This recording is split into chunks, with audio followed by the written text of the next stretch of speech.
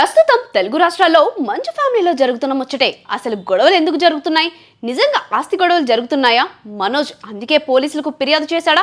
ఇలా రకరకాల సందేహాలు జనాలకు వస్తున్నాయి. గత 3 రోజుల నుంచి జరుగుతున్న గొడవలపై పోలీసులు సీరియస్ అవుతున్నారు. మోహన్ బాబు మొదటి నుంచి అంతే అని చాలా మంది అంటున్నారు. మీడియాకు ఆయన చేతిలో దెబ్బలు తిన్న చాలా మంది బాధితులు సమాచారం ఇస్తున్నారు. ఇన్నాళ్లు భయపడ్డామని, అందుకే నిజం బయట పెట్టలేకపోయామని వారు చెబుతున్నారు. తాజాగా విచారణకు సిపి హాజరు కావాలని నోటీసులు పంపారు. ప్రస్తుతం విచారణ జరుగుతుందని తెలుస్తుంది. సిపి వీళ్లతో ఏం మాట్లాడతారు అన్నది ఈ వీడియోలో తెలుసుకుందాం. మంచు వారింట ఆస్తి వివాదాలు మంటలు రాజుకుంటున్నాయి. కుటుంబ కలహాలు కాస్త రోడ్డెక్కడంతో పరిస్థితులు చేజారిపోయాయి. నిన్న కవరేజ్కి వెళ్లిన మీడియా ప్రతినిధిపై కూడా మోహన్ బాబు చేయి చేసుకున్నారు.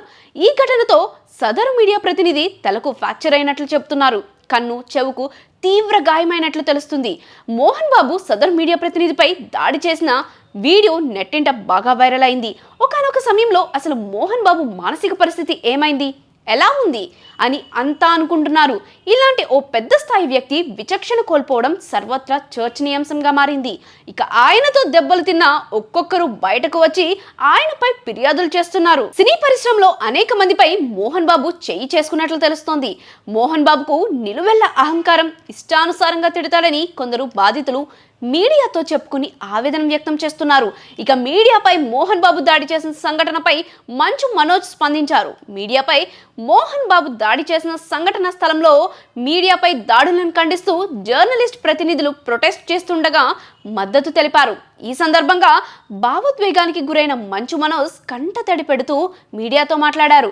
సంచలన విషయాలు బయటపెట్టిన మనోజ్, మా నాన్నంటే నాకు ప్రాణం, మా నాన్న దేవుడు అంటూ ఆసక్తికర వ్యాఖ్యలు చేశారు. మా నాన్నను మా అన్న విష్ణు, వినయ్ ట్రాప్ చేశారు. మా నాన్న దృష్టిలో నన్ను శత్రువుగా చిత్రీకరించారని ఆగ్రహించారు. మీడియా మిత్రులకు క్షమాపణలు చెబుతున్నా మీడియాపై దాడి చేయడం బాధ కలిగించిందన్నారు. నా భార్య 7 నెలల కూతురి పేరు లాగుతున్నారు. నేను నా సొంత కాళ్ళ మీద నిలబడుతున్నా అని చెప్పారు. నేను ఎవరిని ఆస్తి అడగలేదు అంటూ ఎమోషనల్ అయ్యాడు. సాయంత్రం 5 గంటలకు ప్రెస్ మీట్ నిర్వహించనున్నారని మనోజ్ అన్నారు. సాయంత్రం ఏం చెప్తారో చూడాలి.